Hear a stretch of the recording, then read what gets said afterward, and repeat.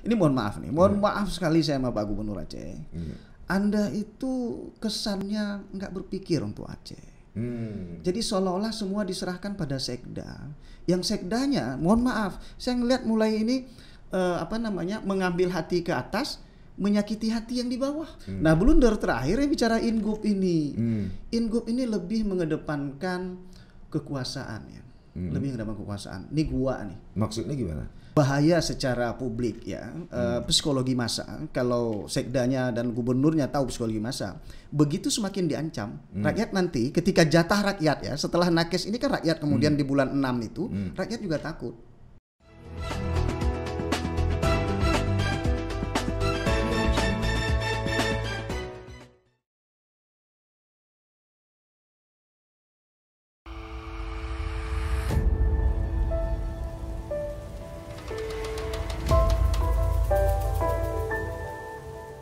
Assalamualaikum warahmatullahi wabarakatuh. Sahabat Sisi Lain, bertemu kembali kita dalam Saleh Abdullah Channel. Pada pertemuan kali ini kita akan coba membahas isu yang sedang hangat terjadi di Aceh, kaitannya dengan vaksinasi COVID-19 dan instruksi Gubernur Aceh yang salah satu poinnya adalah ancaman terhadap ASN bagi yang tidak mau melakukan vaksinasi. Ini tentu saja menimbulkan pro dan kontra. Ada yang setuju, ada yang tidak. Kemudian banyak pengamat, banyak pakar dan analis mencoba mencari konsideran hukum terkait dengan ancaman dari Gubernur Aceh Nova Iriansah. Intinya bagi ASN dan tenaga kesehatan yang tidak mau divaksin itu akan dipecat dari statusnya sebagai aparatur sipil negara. Apakah ini legal atau justru setengah ilegal? Di studio kami telah hadir salah satu pengamat politik dan kebijakan publik yang kritis akhir-akhir ini. Kami memantaunya lewat media sosial. Beliau sering sekali memberikan kritik-kritik konstruktif. Untuk itu malam ini kami undang ke studio, yaitu Dr. Nasrul Zaman, ST MKes. Ya, terima kasih. Ya, beliau juga sebagai seorang akademisi. Nah, malam ini kita akan coba menggali dari beliau bagaimana konsideran atau landasan regulasi yang diterapkan pemerintah Aceh itu. Assalamualaikum Pak Nasrul. Waalaikumsalam warahmatullahi wabarakatuh. Ya, kritik-kritik Anda di media sosial itu kadang-kadang sangat pedas ya. Panas kuping ya. Panas kuping ya. Ada yang bilang Anda marah, ada yang bilang Anda kesal, ada yang bilang Anda udah hopeless ya. Iya, hopeless. Dengan situasi dan kondisi seperti ini. Benar itu? Benar, karena kan saya orang yang menyusun RPJM Aceh. Oh, saya tahu persis. Jadi capaian-capaian target-target tahunan saya tahu persis dan ingat persis gitu. Justru itu yang membuat saya tuh gimana ya, mau apa lagi kalau nggak kita marah terhadap itu, karena kita lihat pemerintah Aceh itu lupa dengan RPJM-nya. Itu RPJM Irwandi Nova Iriansah. Iya, dan itu dikanunkan loh. Nah, tentu sebagai salah satu penyusun, konteks atau kontennya dalam bidang pelayanan kesehatan itu gimana? Nah itu melenceng atau masih on the track? Saya lihat mereka nggak lihat itu, jadi ya semau gue saya lihat ya. Beberapa hal misalkan kalau dalam konteks yang paling berat adalah soal stunting. Soal stunting itu kita bicara dari tahun 2017, 2018, 2019 sampai 2020 nggak ada program konkret tentang stunting. Nah makanya saya ribut, malah saya dorong kemarin menyusun pergub stunting, saya ikut membuat modulnya sebagai saya ikut volunteerism sebagai volunteerism. Nah kemudian 2019 akhir saya lihat, wah ini ditemenin juga nggak ngefek ini, nggak berubah gitu. Ya udah saya di luar aja. Kenapa nggak berubah? Nah itu. Apakah tidak paham? Sok paham kayaknya. Sok paham. Jadi seolah-olah ini lebih pada moral dan attitude ya, pemimpin yang merasa dia pintar sendiri, dia nggak butuh orang lain. Nah itu yang saya lihat. Atau dipengaruhi oleh orang-orang sekitar seperti lazim terjadi. Iya. Ya itu juga mempengaruhi karena orang-orang di sekelilingnya nggak paham tapi sok paham juga gitu. Sok paham juga. Ya sudah, jadi acak adut lah jadi. Acak adut. Nah terkait masalah Ingub, Iya, ini blunder nih terus-terusan saya lihat Bang Saleh. Dulu stiker. Iya, stiker. Kemudian juga ini bagi-bagi SK, ngerazia kantor-kantor bupati. Ya. Jam malam. Jam malam. Yeah. Maksudnya apa sih ini sebenarnya? Jadi dulu saya ingat Takwallah tuh pernah ngomong begini. Semua dikerjakan kecuali yang penting-penting. Nah, dia yang ngerakar yang itu sekarang. Waktu dia di BRR. Takwallah ini sekda gitu ya. Sekda. Dan dia yang mengatakan itu dan dia yang mengerjakan itu sekarang. Semua dikerjakan tapi bukan yang penting-penting. Gitu. Nah, itu saya balik ke beliau lagi sekarang. Jadi memang blunder-blundernya terus-terusan. Ya, rumah duafa juga. Target 6.000 unit rumah per tahun, Bang Saleh, untuk RPJM itu. Tapi 2018 cuma 1.000, 2019 tidak dibangun, 2020 juga 2018 malah tidak dibangun rumah duafa gitu. Jadi memang menyedihkan kita kalau kita bicara target yang besar. Nah, blunder terakhirnya bicara Ingub ini. Ingub ini lebih mengedepankan kekuasaan ya. Lebih mengedepankan kekuasaan. Ini gua nih. Maksudnya gimana?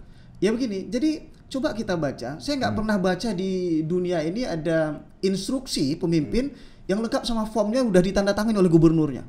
Oh gitu. Form untuk ASN. Untuk menyerahkan diri, menyatakan mengundurkan diri. Lah, apa segampang itu? Nah, itu masalahnya. Gimana sih ngapain kita soal memanage ASN ini dan tenaga kontrak ini dengan mengedepankan kekuasaan. Yang paling penting itu kan ASN itu sadar vaksin itu penting. Ini dulu yang penting disampaikan. Sosialisasi. Bahaya secara publik ya, psikologi massa. Kalau sekdanya dan gubernurnya tahu psikologi massa, begitu semakin diancam, rakyat nanti ketika jatah rakyat ya, setelah nakes ini kan rakyat kemudian di bulan 6 itu, rakyat juga takut. Ya karena ngapain mesti diancam? Ada apa sebenarnya diancam? Dan Bang Saleh ingat di masjid-masjid orang bicara ini adalah konspirasi gitu lah. Ya kan? Jadi kepentingan ekonomi global, konspirasi, gila bener. Belum lagi soal bicara halal haram. Iya. jadi saya bilang, waduh, kenapa nggak disentuh hatinya? Ya sebenarnya kan nakes itu ini, mohon maaf, saya sering sarankan, kenapa ulama di Aceh dikedepankan tentang nakes, ya tentang vaksin ini disampaikan kalau ulama sudah bilang halal, kemudian ada tenaga ahli virus dari Unsyah dari mana diajak, ketemu sama IBI, Ketan Bidan, ketemu Persatuan Perawat, Persatuan Kesehatan Masyarakat, dokter, turun ke daerah-daerah, kumpulkan mereka, sampaikan, ngerti kok. Nah ini nggak dilakukan, tiba-tiba mengancam gitu. Jadi memang ini kayak zaman batu. Jadi pemimpin itu selalu mengedepankan kekuasaan. Bisanya cuma ngancam. Iya, itu dia. Nah, mungkin Gubernur Nova Iriansyah mungkin menerjemahkan regulasi dari pusat. Apa ada nggak misalnya instruksi presiden yang mewajibkan atau apa gitu? Nggak ada. Presiden menyatakan untuk periode awal ini nakes dulu gitu, nakes dulu karena mereka ujung tombak untuk COVID. Dan yang disampaikan presiden, kemudian kita lihat itu benar. WHO juga anjurkan nakes dulu gitu. Tapi persoalannya adalah pemerintah Aceh ini kan dari awal dalam pengelolaan isu COVID ini selalu asal-asal ya, tidak terschedule, terjadwal dengan baik, tersusun rapi aktivitasnya, sehingga apa hasil yang sekarang ini bukan tiba-tiba, tapi ini adalah akumulasi dari kerja-kerja yang nggak benar beraturan itu dari awal. Dulu antar masker. Tujuannya cegah COVID. Begitu pulang justru kena COVID. Dan malah mengantar COVID ke kampung. Coba bayangin. Iya. Ratusan miliar bagi maskernya 3 lembar. 3 lembar. Nah itu yang saya gimana? Itu jadi soal. Iya. Dan belum lagi Bang Saleh, misalkan dalam penanganan COVID disamaratakan antara semua merah. Ketika misalkan contoh nih, misalnya Aceh besarnya merah, tapi Pulau Aceh apa urusannya dengan merah? Kenapa mereka nggak bisa sekolah? Gitu loh. Kenapa nggak bisa sekolah? Menggamat misalkan, atau Loser di Aceh Tenggara, atau Singkil di Pulau Banyak. Biar aja mereka sekolah tatap muka. Itu juga interaksi nggak ada dengan dunia luar. Nah, hal-hal kebijakan yang begini yang harus dipikirkan oleh seorang sekda dan pemimpin Aceh sebenarnya. Apa persoalan mendasar? Anda sebagai seorang pakar kebijakan publik ya, apa yang menjadi persoalan dasar di pemerintahan Aceh saat ini sehingga banyak regulasi yang kontraproduktif? Malas mendengar ya, malas mendengar. Kemudian tadi saya misalkan ngajak misalkan ada konteks coffee morning dengan Unsyah lah, ngobrolin. Di sana banyak pakar-pakarnya. Dengan organisasi-organisasi profesi, kemudian dibuka ke publik hasil-hasil pembicaraan itu, apa yang akan dilakukan. Publik tahu, gubernurnya ada ngobrol nih dengan profesional. Dan ini nggak pernah kita lihat misalkan. Ya jangankan dengan kaum profesional, dengan DPR aja pun juga ngaco gitu loh.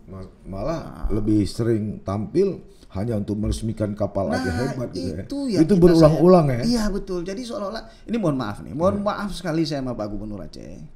Anda itu kesannya nggak berpikir untuk Aceh. Jadi seolah-olah semua diserahkan pada sekda. Yang sekdanya, mohon maaf, saya ngelihat mulai ini mengambil hati ke atas, menyakiti hati yang di bawah. Nah ini saya lihat polanya ini. Nah, dengan banyak lah, misalkan stiker itu seolah-olah menunjukkan kepada Kementerian SDM ini Aceh beda nih, Aceh bisa memaksa. Nah ini juga dengan Ingub ini coba lihat Aceh bisa memaksa semuanya pakai form. Apa yang diharapkan dari atas itu Pak Sekda?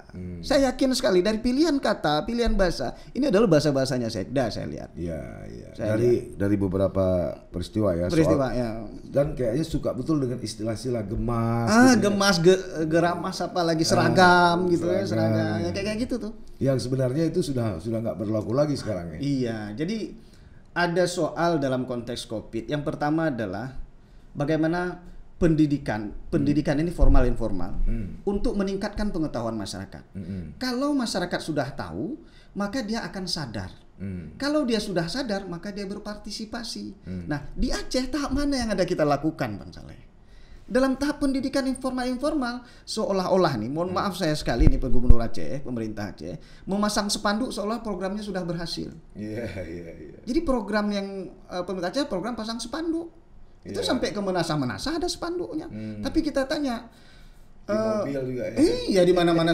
Padahal kan begini kan Bang Saleh tahu juga lah di media. Apa yang kita cantumkan itu belum tentu orang paham. Belum tentu orang baca juga.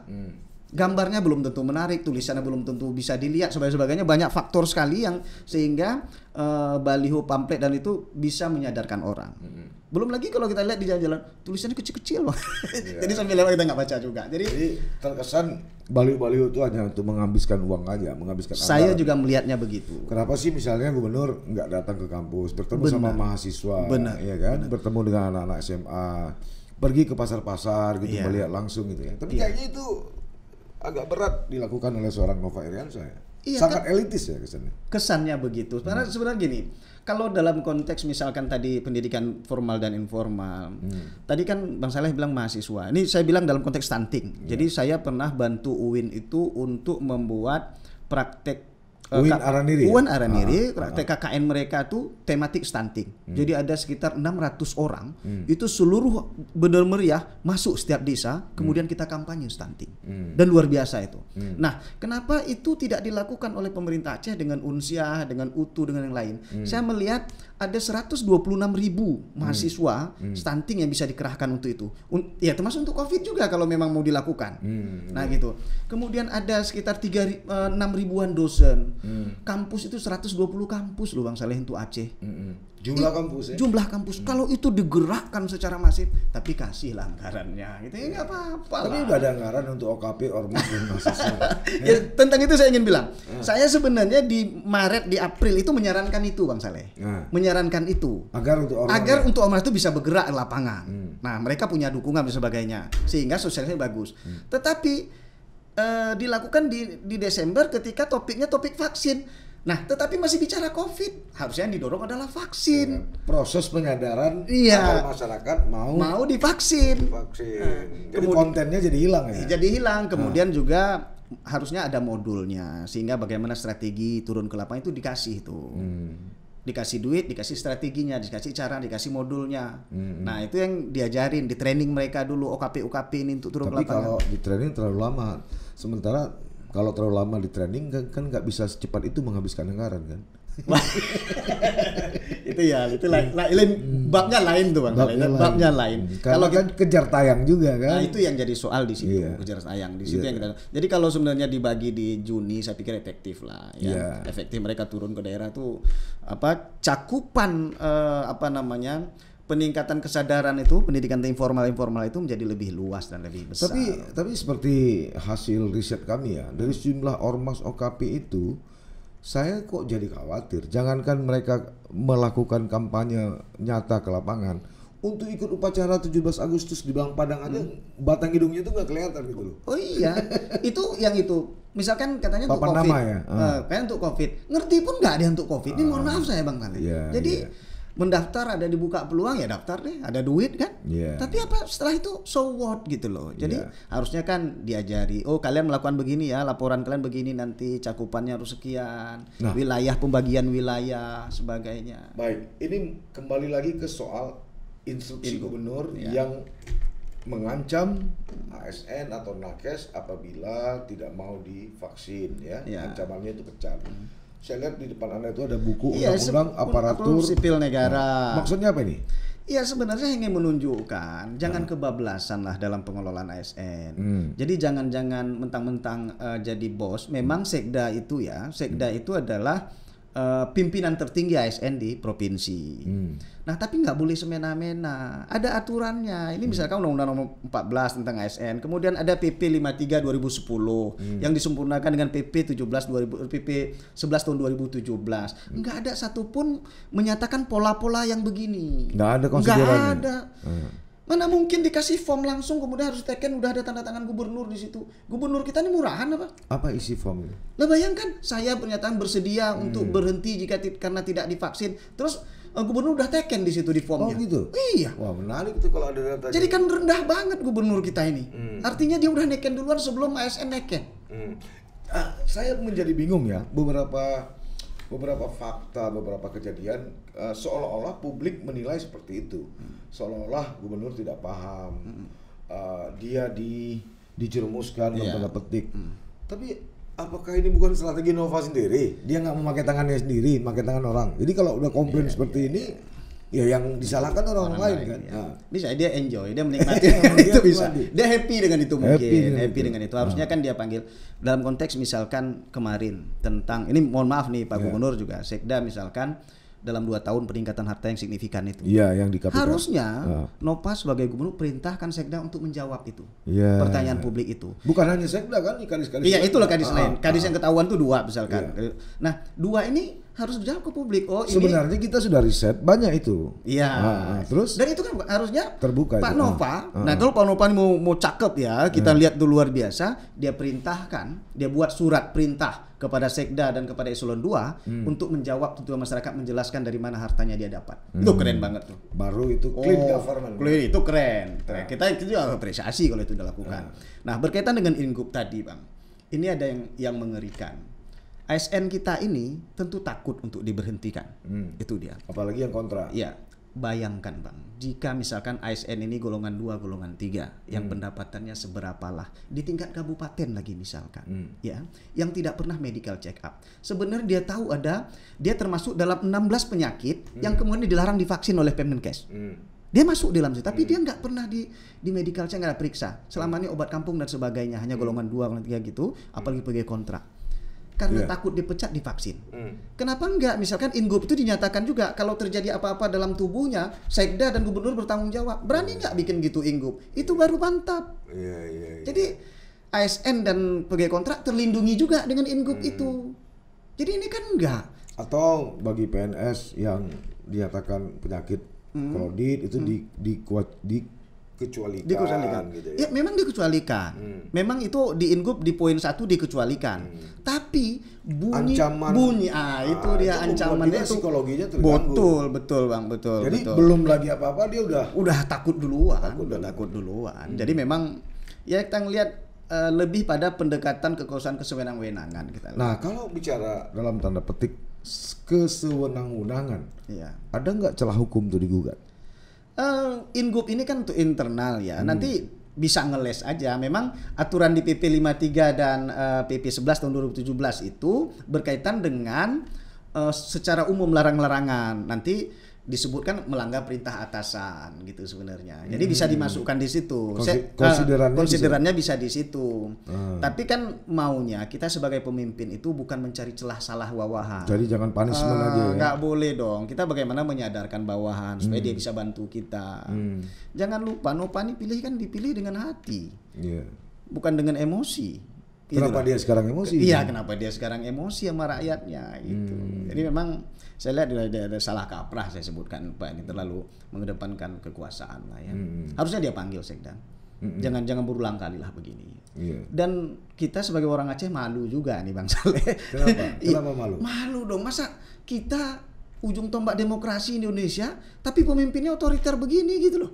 Oh, Nova otoriter. Ya, dengan inggup begitu, dengan langsung pemecatan, pemberhentian. Dan itu selalu gitu ya? Ya, coba misalkan untuk stiker orang miskin, stikering, untuk apa lagi kemarin, dobrak pintu sepak, pintu usaha, wah gitu kasar gitu banget. Dan saya lihat laporan dari beberapa ASN dalam beberapa pertemuan, Sekda juga sering ngancam-ngancam ya? Oh iya, dan nggak boleh ini. Malah mungkin saya salah. Malah eselon 2 nggak boleh langsung ketemu gubernur sebelum ketemu dia. Oh, sampai begitu? Nah itu kan jadi soal. Harusnya nggak begitu. Ini saya ingin ngajari sebenarnya Sekda ini ya, Sekda. Sekda itu tugasnya adalah memastikan capaian-capaian target visi misi Irwandinova itu tercapai. Melalui apa? Dia baca RPJM, dia hafal betul tahapan RPJM tahunan, dia lihat Rensa Kabupaten, Rensa SKPA, dari Rensa itu dia lihat RKA-nya. Ini yang dia kerjain. Apakah Rensa itu berkontribusi terhadap RPJM? Apakah RKA itu berkontribusi terhadap Rensa SKPA?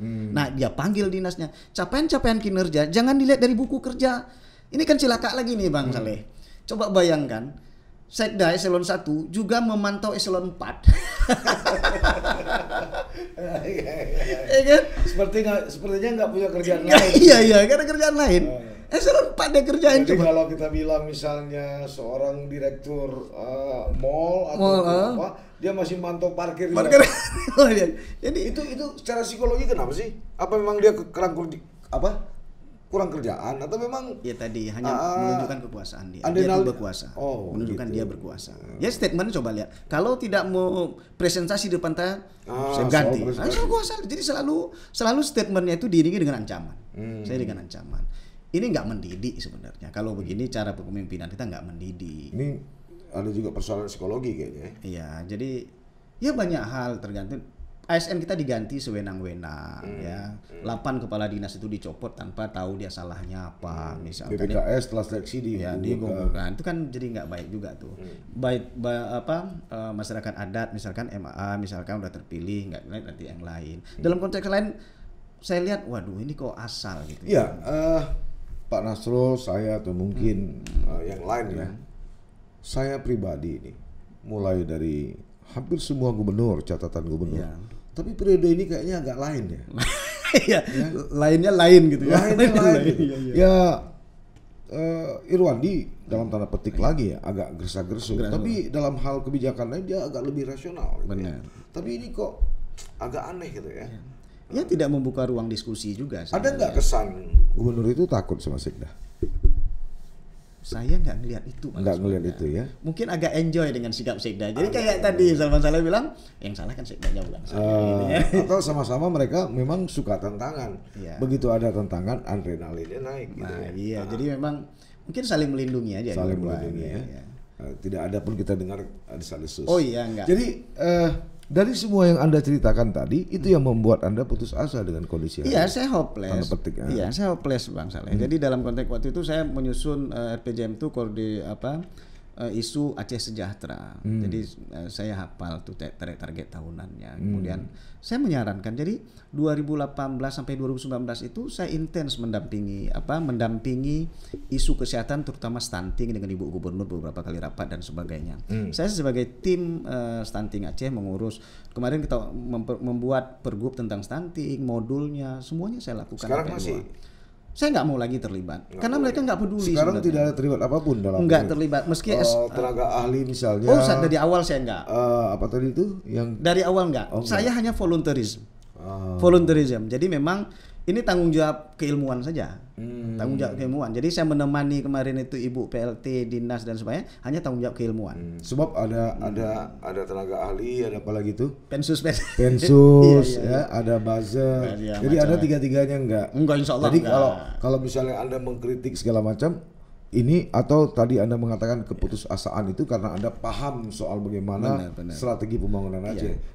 Bukan karena nggak di dalam. Enggak. Saya coba rasional Bang Saleh. Jadi misalkan ketika gubernur melakukan program multi year, saya orang di depan membela dia. Karena saya berasal dari daerah-daerah yang terbelakang itu. Nah, kemudian beli kapal, beli pesawat, saya di depan membela beliau. Tapi ketika salah saya hajar juga. Ini nggak ada masalah sama saya karena ini soal lebih kepada rasionalitas intelektual ya. Intelektual benar. Jadi kita coba pelihara itu. Misalnya kayak sekarang ada yang bagus nih. Dilakukan mulai rotasi staf-staf pegawai antar dinas, itu bagus. Memang supaya budaya kerja buruk itu jangan terpelihara. Kan kalau kita lihat bank Bang Saleh, bank kemudian jaksa polisi 2 tahun rotasi. Supaya tidak memelihara budaya kerja yang nggak bagus. Nah itu bagus dilakukan, kita dukung itu. Tapi yang lain ya kalau salah kita nyatakan salah aja lah. Baik, Pak Nasrul, sebenarnya menarik sekali untuk kita kupas. Cuma memang untuk kali ini waktu kita masih terbatas. Mungkin nanti akan kita undang lagi. Mudah-mudahan kami berharap Anda tetap kritis. Tapi kritis merupakan pancaran hati nurani terhadap situasi dan kondisi Aceh hari ini. Sahabat sisi lain, itu tadi perbincangan kami menarik tentu, dan apa yang coba kita bahas ini mudah-mudahan akan didengar oleh para pengambil kebijakan di Aceh ini. Apa yang dikatakan oleh Pak Nasrul Zaman tadi semata-mata hanya sebagai refleksi dari keprihatinan beliau terhadap kondisi dan situasi Aceh yang ada hari ini. Sampai ketemu di lain waktu. Assalamualaikum warahmatullahi wabarakatuh. Waalaikumsalam warahmatullahi wabarakatuh. Jangan lupa like, komen, dan subscribe, serta aktifkan lonceng notifikasi.